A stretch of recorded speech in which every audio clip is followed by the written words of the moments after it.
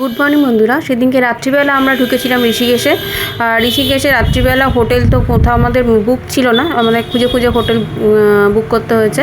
তারপর একটা ভালো হোটেলই পেয়েছিলাম, সেই হোটেলেই নাইট স্টে করেছিলাম, একটা রাত্রির ব্যাপার। তো তারপরে আমরা পরের দিন আবার হরিদ্বারের উদ্দেশ্যে বেরিয়ে পড়েছিলাম।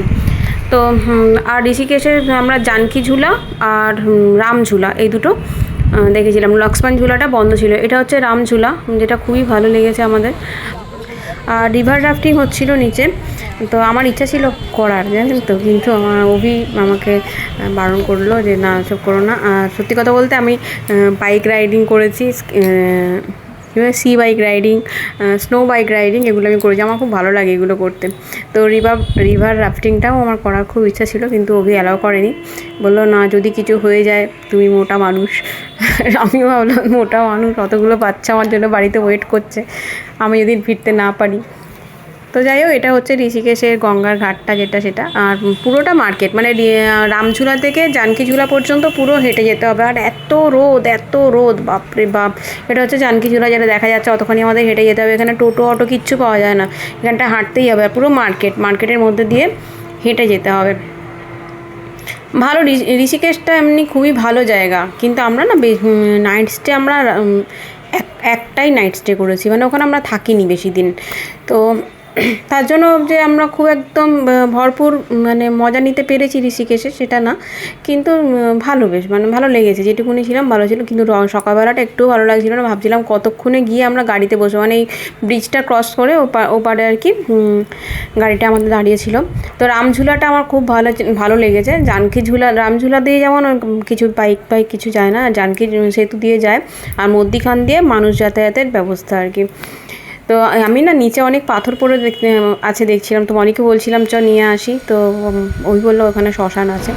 তারপর আমরা এখানে এসে বিকালের বেলা আমরা আবার হরকিপৌরি ঘাটে এসেছিলাম, এসে ধোসা এসব খেয়েছি। তারপর মনিরা প্রদীপ ভাসিয়েছে, মানে আমার প্রদীপ ভাসানোটা এখানে আর কেউ মানে শ্যুট করার মানে তখন আর ছিল না। তো মলির আর অভিরটা আমি শ্যুট করলাম। আগেও আমরা প্রদীপ ভাসিয়েছি, এগুলো শ্যুট করা হয়নি। তো আমি ভাবলাম যে না, একটু শ্যুট করে নিই। মলি আর অভি যখন প্রদীপটা ভাসাচ্ছে, আর প্রদীপ ভাসাতে যে কী ভালো লাগে না, মানে খুব ভালো লাগে বেশ, মানে এটা অন্যরকম ফিলিংসটা থাকে।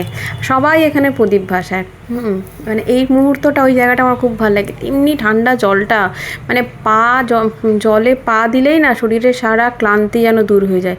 আমি পাটা ভিজিয়ে রেখেছিলাম, মানে অতটা জার্নি হয়েছে তো, আমি পাটা ভিজিয়ে রেখেছিলাম, এত ভালো লাগছিল যে কী বলবো।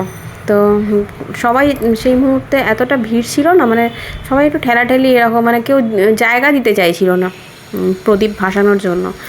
তো তারপরে দুটো ডালা নিয়ে এসে তারপর মলি আর অভি এখানে দিচ্ছিল, এই যে প্রদীপগুলো ভেসে যাচ্ছিলো। তো আমাদের হরিদ্বারের ট্যুরটা খুবই ভালো হয়েছে, খুবই ভালো আমার লেগেছে। আমরা এই পরের দিনটা রেস্ট নিয়েছি হরিদ্বারে, মার্কেটিংয়ের জন্য রেখেছিলাম।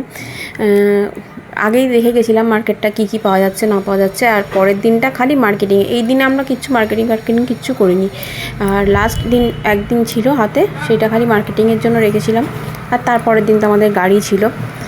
তো এই যে প্রদীপ ভাসানোর ব্যাপারটা, ওই দিকটায় না আমরা যখন এসেছিলাম ওই দিকটায় বসে পড়েছিলাম ফার্স্টে। ওই দিকটা হচ্ছে কী বেশ বললো ওরা হচ্ছে মারা গেলে ভাসান দেয়, মানে অস্থি ঘাট। ওটা আমরা প্রথম দিকে অস্থি ঘাটে চলে গেছিলাম, তারপরে মলি আর ওই বলছে ওটা তো অস্থি ঘাট, ওখান থেকে বেরিয়ে এসো আবার এই সাইডে এসে।